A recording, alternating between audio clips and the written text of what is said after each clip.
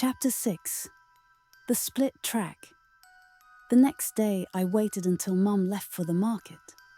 Raya and I stood at the edge of the forest, backpacks on, flashlight batteries checked twice. She had the map. I had the ticket. Neither of us said much.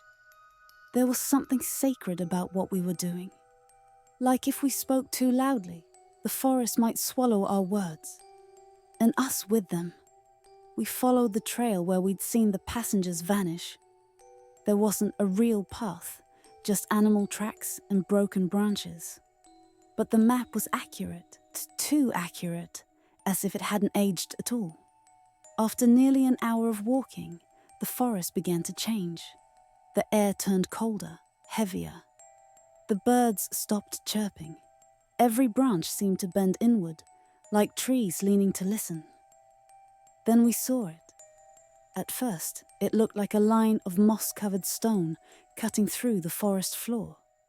But as we got closer, we saw the rusted steel glinting faintly beneath vines and leaves. The track. Old, twisted, and utterly real. It curled into the distance in a lazy S-shape, exactly as it did on the map. At its beginning stood a decaying signal post, its metal warped and blackened. "No one's touched this in decades," I whispered. Raya brushed moss off a weathered sign, half buried in dirt. "Station Vermissen." 1 kilometer. I took a deep breath. "We keep going."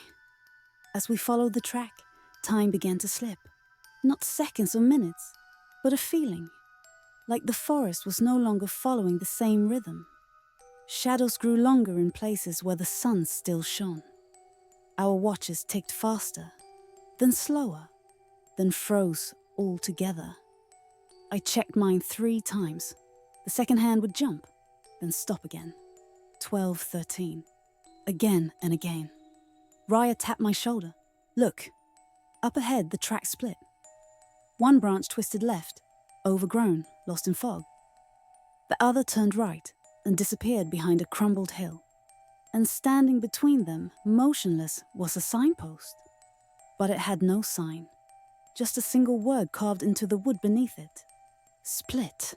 We turned left. The forest grew thick around us. Thorns snagged our sleeves. The silence deepened. Then without warning, the trees opened into a clearing. And there it was. What was left of a station Vermissen, or something like it.